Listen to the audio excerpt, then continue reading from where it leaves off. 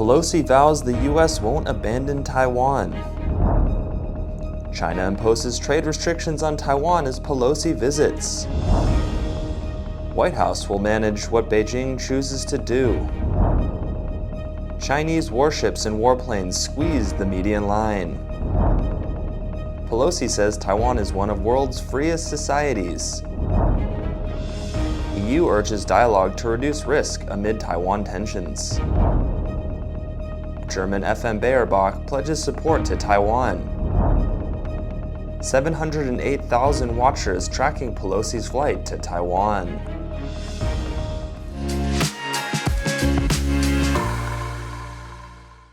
Hello, I'm Johnny. Thank you for joining us on FUNDAY News. It's August 4th, Thursday, and here are your top stories. President Tsai Ing-wen on Wednesday honored U.S. House of Representatives Speaker Nancy Pelosi and conferred on Pelosi the Order of Propitious Clouds with special Grand Cordon for her decade-long attention to Taiwan's development as a democracy and her unwavering support for Taiwan's international participation. Pelosi said she was particularly honored to receive the award from Tsai, a woman president in one of the freest societies in the world. Please take your positions on the stage. In a ceremony at the Presidential Office Building, Pelosi pledged that the U.S. will not abandon our commitment to Taiwan, and we are proud of our enduring friendship. Pelosi said that her visit to Taiwan makes it unequivocally clear that the United States will not abandon Taiwan. Now, more than ever, American solidarity with Taiwan is crucial, and that's the message we're bringing here today. She said, "We want Taiwan to always have freedom with security, and we're not backing away from that." China has announced that it will temporarily suspend imports of citrus fruit and two types of fish from Taiwan and exports of natural sand, just hours after U.S. House of Representatives Speaker Nancy Pelosi arrived in Taiwan on a visit. And one day earlier, Taiwan Central News Agency reported on Tuesday that among the 3,200 products Taiwanese companies register with China's customs under the category of food, 2,066 entries have been listed as import suspension. According to media reports, China's latest curbs has suspended imports of refrigerated large-head hairtail and frozen Japanese horse mackerel from Taiwan.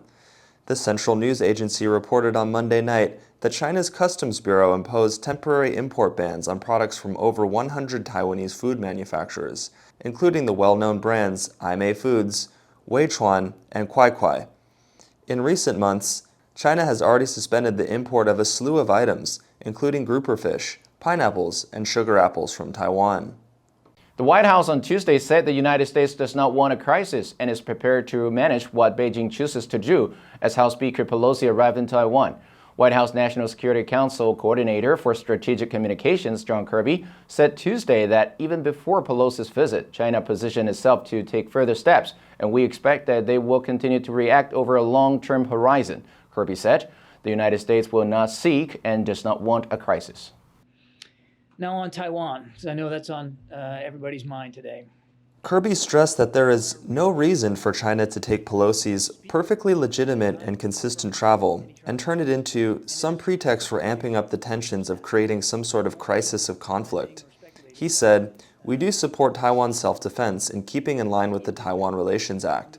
We're going to keep working on revitalizing our alliances and partnerships in the region for a free and open Indo-Pacific.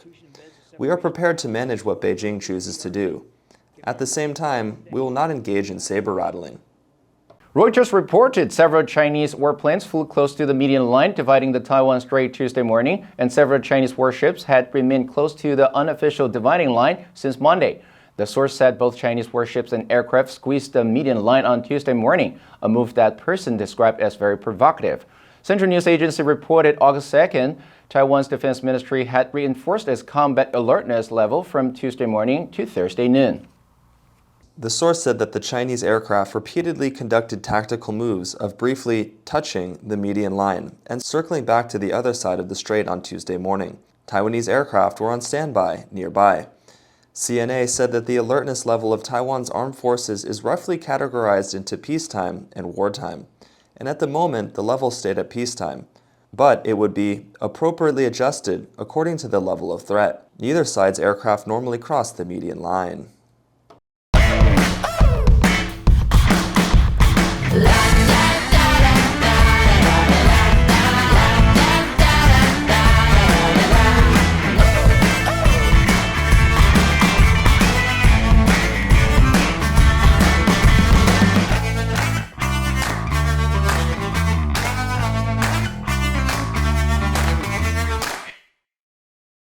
U.S. House of Representatives Speaker Nancy Pelosi left Taiwan on Wednesday after pledging solidarity and hailing Taiwan's democracy. Pelosi called Taiwan one of the freest societies in the world and praised the country's performance in handling the COVID-19 pandemic as she visited Taiwan's legislature on Wednesday morning, at which she met with Deputy Legislative Speaker Tsai Chi-chang and addressed the importance of parliamentary cooperation between the U.S. and Taiwan.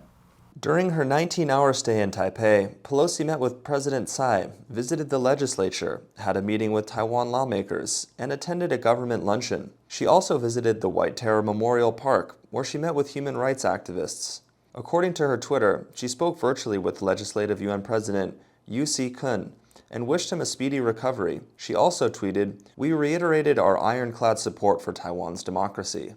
The European Union called on Wednesday for tensions over U.S. House of Representatives Speaker Nancy Pelosi's visit to Taiwan to be resolved through dialogue and for communication channels with China to be kept open to avoid miscalculation. And European Commission spokesperson for the 27-nation bloc said the EU has an interest in preserving peace and the status quo in the Taiwan Strait. We encourage a peaceful resolution of cross-strait issue.